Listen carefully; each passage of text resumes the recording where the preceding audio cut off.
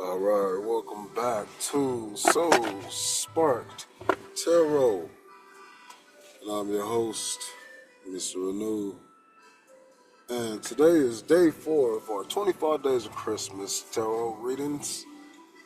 Our monthly energy is: how can I utilize the energies that surround me? What can I do to help myself?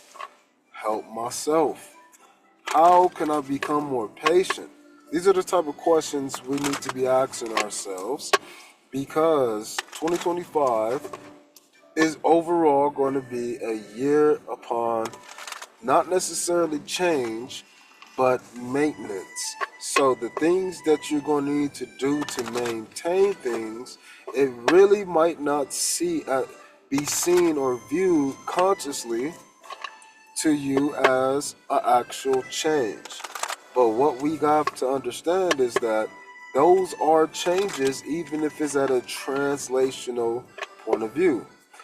People can get promotions sideways promotions, not a step up, but a step to the side. Not middle management of this department, middle management of that department. This idea of us switching gears, switching from one thing to the next, is the tool that we must apply. Like, that's the energy that I'm channeling right now for this day, day number 4. We have to learn how to, let's say, juggle. I kind of want to say juggle, but I want to bring your attention to the music in the background. The music that we have. I don't know what I look like. And I'll say that twice so you can understand. I don't know how you think of me. I don't know what you think of me. I don't know what I look like and you expect me to be like. I don't understand it. You don't tell me. So because of that, I have to just be me, and things like having this music playing, like if we in Italy or somewhere, I think that's pretty cool because I like good music. And it doesn't matter where I'm at. What matters is, how do I feel when I'm there? These are the new roots that we're trying to establish. These are the new energetic signatures we're embedding ourselves with. The reason why we can do that is we can go back in our mind. We can go back in our past, even if it's for a quick 5-second daydream. We can go back in our mind, in our past, and we can start to advocate for a different version of ourselves. There was just an election in America, and with that being said, some people like the new president, some people don't. But the idea is, we have a new president who's about to take over in office. What that means is, what benefit or value can you apply to get your candidate into the winner's seat? If you are considered the loser, how can you find value in this and treat it like a win? These two dynamics is what we're looking at adhering to. We're looking at changing both of these things, because both of these things are able to be changed. Your campaign can change year to year. So because of that, I want you to realize that when you go back in your mind, you can convince these versions of yourself with a campaign to promote yourself. There's parts of you that don't want you, whoever is leading you, to lead you. And then there's other parts of you who wish you both would lose. All of these candidates of the life that you're living, the sequence that you're gaining, these are the things that you can go back in your mind with and change. You can put new values. Now, when I was 6, I didn't appreciate, having friends. Now that I'm 56 and have no friends, I really miss my friends. Those are the ideas that you can see. So now that 56-year-old person can say, oh, I'm honest with myself. I realize that I really do enjoy my quiet time, but I do like my friends. But I like friends when I was at a younger age where it was just all play, loyalty. And now, since I'm in my 50s and 60s, I want to have the same thing: fun, play, and loyalty. So, guess what? That 56-year-old person has now opened the door. They created an opportunity space for something new to happen. But receiving it is a whole new thing. So, when we're looking at this energies throughout the month, we have to look at how the energy is coming to us. Am I the masculine energy in this situation when I look back at it? Or am I the feminine energy when I look back at it? Was I a little boy telling kids what to do? Or was I a little boy being told what to do? Was it parents and older siblings? Was it strangers? Was it teachers? Where? Who? And then you get into your why. Knowing these things doesn't solve the problem, but it helps you with your brainstorming so you can create an idea. Don't treat this ever as a one-trick pony. It's forever school. And that kind of sucks. A lot of people don't like school, which is why I always tell kids in school, find something that you find is fun, even if it's just lunchtime. Be happy that you can be at school because at lunchtime you have the most fun. You can chill with your homies and enjoy what you enjoy about it. That fun will inspire you to see the world differently. But that fun doesn't change the fact that you hate all 95% of school. What that does is it gives you faith of that 5%. And you know what? You might find that you do like some things that you can do in the classroom, and then you just keep continuing to focus on expanding that 5 into a 10, and then that 10 into a 17, and then that 17 into a 19, and then that 19 into a 18. Just keep going, because your next big break might lead you from an 18 to a 50%. And half of my day at school is pretty good. I only got 2 bad teachers. But lunch and PE and my extra recess time make up for it, so guess what? 2-to-1 ratio. 2 parts good, 1 part bad. Out of 50%, I'll take it. This is how we gotta treat ourselves from the past, man. This is the idea of knowing layers and levels. This is the idea of being able to reflect and say, hey, I have changed. Not by much, but if I can see my change in myself, then I can recognize that change in others, not assuming, but I can look at behaviors. I can, again, continue to learn more and more, gathering details and more details. But we gotta appreciate the fact that details can come in different forms. Alright. What's our overall energy of the day outside of the channeled gap?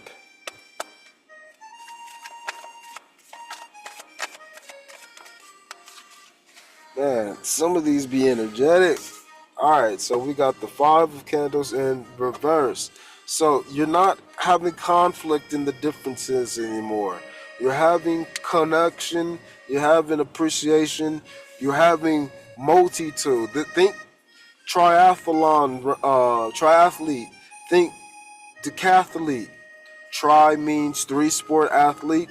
Deca athlete means 10-sport athlete or 12-sport. Dodeca, decade 10.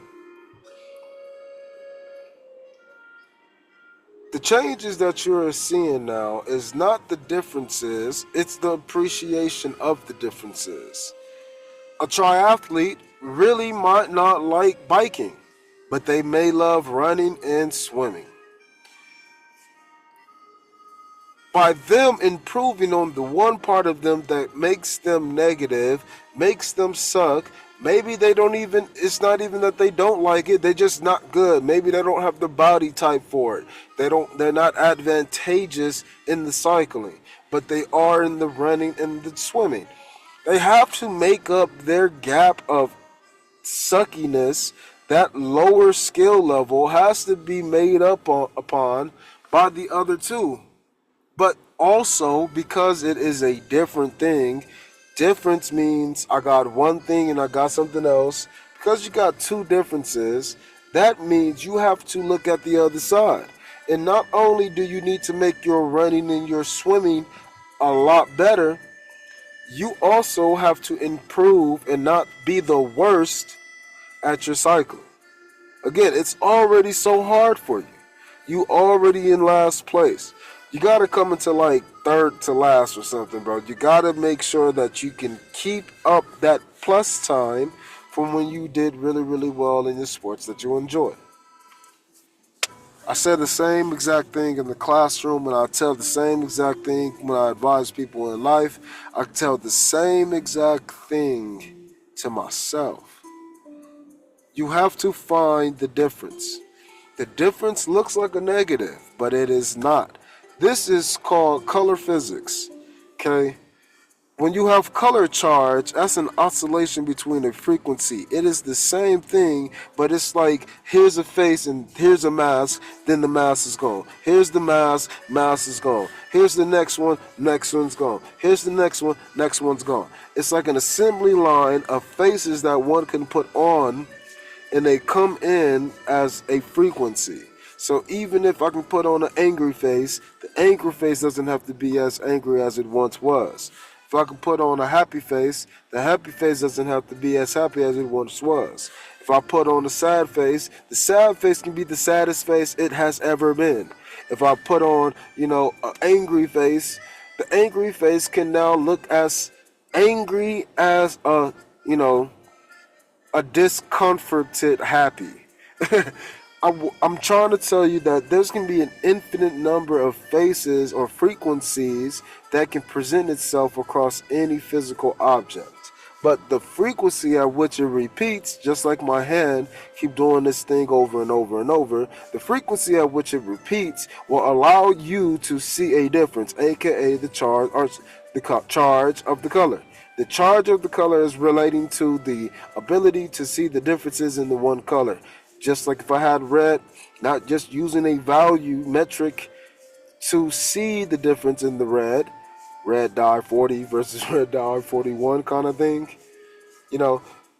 It is the artist being able to tell the differences between the two just off of a quick glance. It's the artist being able to listen to a tone and have perfect pitch on top of the perfect pitch. It's, the teacher who can go into the classroom and instantly know what the classroom needs. It's the home designer who instantly goes and knows what areas of the house needs to be changed and what furniture will be best there or what plant or whatever. It's the constant frequency of doing it over and over and over and over and over. But the key idea is you run out of gas because of this 5 conflict. Things are always wanting to change here. What this means is look inside and don't change what you have on the inside. Change them by making what we call unified. Because inside there's going to be an infinite number of you. This card is always going to be here. It's always going to be chaos inside of you. You have to guide the chaos into unification. Just like I have to guide the classroom into a unified effort of math class. I have to guide the effort into a unified effort of taking notes. I have to guide the classroom into a unified organization of cleaning. This thing doesn't mean that everyone is going to clean, read, or do math the same exact way. What that means is that People are going to always have their own individual means of doing something, their charge. But the way that we see the charge, the color, that is going to be the skill over which this is. So I can have a second grader who can do math at a fucking fifth grade level, no problem, have conversations and talk about it and fully understand it. Or I can have a goddamn 12th grader who can barely do math, but they will write like a motherfucker. And they are already posting, blogs and newsletters and things like that. The Discord doesn't focus on the Discord. It focuses on using what we have available to maximize what we see is beneficial.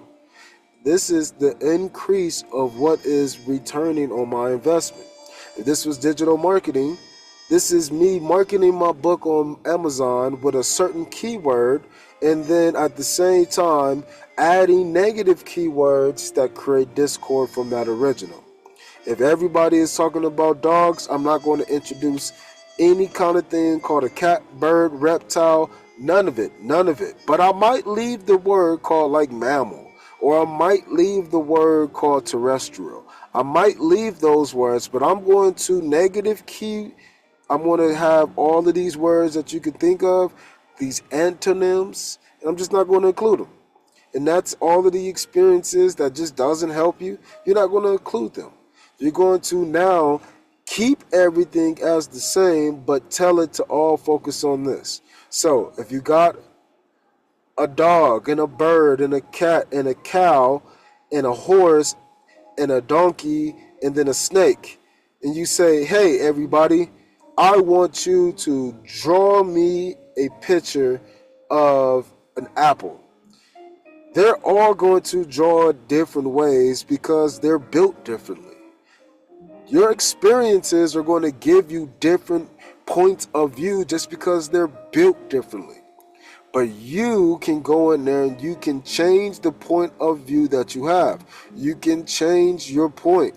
What was the point of this? What's the point of you telling me this? What's the point of me going through this? What's the point of me knowing this information?